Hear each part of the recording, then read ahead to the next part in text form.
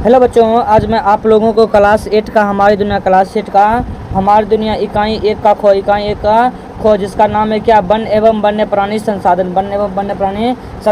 इससे पहले इस चैप्टर के मेन जो भी तथ्य थे सबको मैंने पढ़कर आपको समझा दिया था और नोट भी करवा दिया था, समझे ना। ये इसका पार्ट 2 है। क्या है? पार्ट 2 है, समझे ना। अगर पहली बार आप हमारे चैनल पर विजिट किए तो आप हमारे चैनल को सब्सक्राइब कर ले, समझे ना, और कमेंट करके जरूर बताना लास्ट में, समझे ना।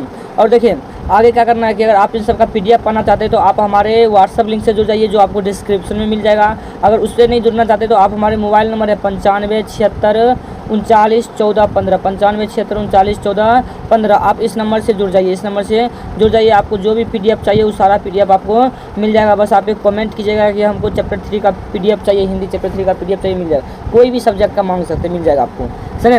देखिए कहता कि भारत में सबसे अधिक वन क्षेत्र वाला किस राज्य में है, मतलब कि वन क्षेत्रफल की दृष्टि से कौन सा राज्य है, तो मध्य प्रदेश। कौन सा राज्य बाबू रे? मध्य प्रदेश। आगे कहते हैं विश्व में लगभग कितने प्रकार की वनस्पतियां पाई जाती है, तो हमने आपको बताया था 10 लाख से ज़्यादा वनस्पतियां पाई जाती है, 10 लाख से ज़्यादा। कहता कि बिहार, उत्तर प्रदेश, झारखंड में किस प्रकार के वन पाए जाते हैं, तो कहिएगा उष्णकटिबंधीय वन पाए जाते हैं। कौन सा? उष्णकटिबंधीय वन पाए जाते हैं, समझे ना। यहाँ पतझड़ वन होगा, समझे ना। उष्णकटिबंधीय वन क्यों? उष्णकटिबंधीय वन। अगला कहता कि इनमें से कौन सा उभयचर जीव है? उभयचर जीव मतलब जो पानी में भी रह सकता है और जमीन पर भी रह सकता है, उसे क्या कहते हैं? उभयचर जीव। क्या हो जाएगा? कछुआ। क्या हो जाएगा? कछुआ। अब देखिए आगे कहता है कि इनमें से कौन सा भारत का राष्ट्रीय पशु है, तो पशु हमने आपको बताया था बाघ, और पक्षी मोर, और विरासत पशु हाथी को बताया था, समझे ना। अब देखिए आगे कहता कि रेड डाटा बुक किस वर्ष तैयार की गई थी, आपको पता होगा रेड डाटा बुक 1970 ईस्वी में तैयार की गई थी। कहता देश में राष्ट्रीय उद्यानों की कुल संख्या कितनी है, तो हमने आपको बताया था 85। कहाँ है? 85। अब कहता है वन है तो क्या है, वन है तो हम है। शुरू में स्लाइड में ही पढ़े थे ना कि शुरू में ही था कि वन है तो हम है।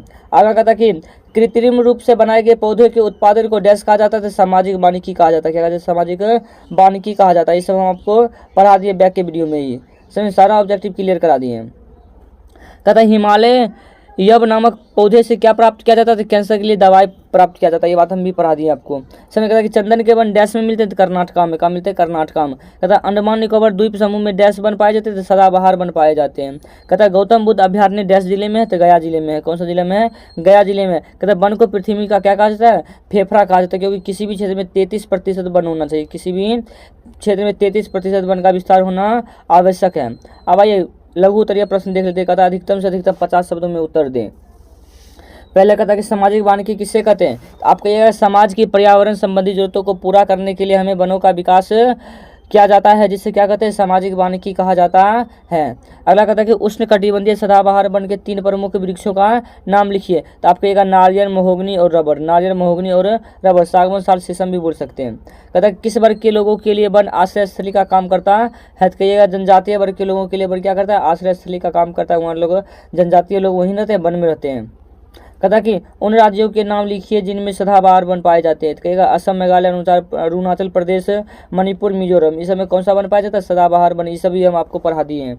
कहता वनों के कोई 3 महत्व देखिए। वनों से हमें लकड़ी प्राप्त होता है, वनों से हमें फल प्राप्त होता है, वनों से हमें जलावन के लिए लकड़ी प्राप्त होता है, वनों के लिए हमें क्या क्या प्राप्त होता है, और वनों से हमें कागज उद्योग प्राप्त, कागज के लिए कच्चा माल प्राप्त होता है, गोंद, रबर, ये सब प्राप्त होता है।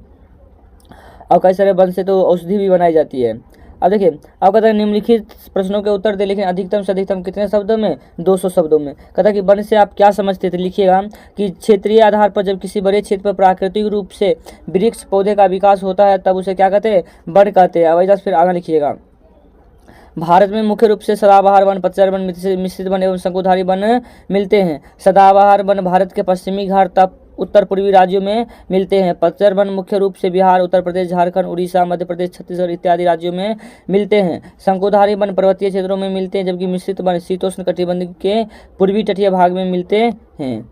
अब ये 2 नंबर क्वेश्चन देखते हैं। 2 नंबर क्वेश्चन क्या कहता है?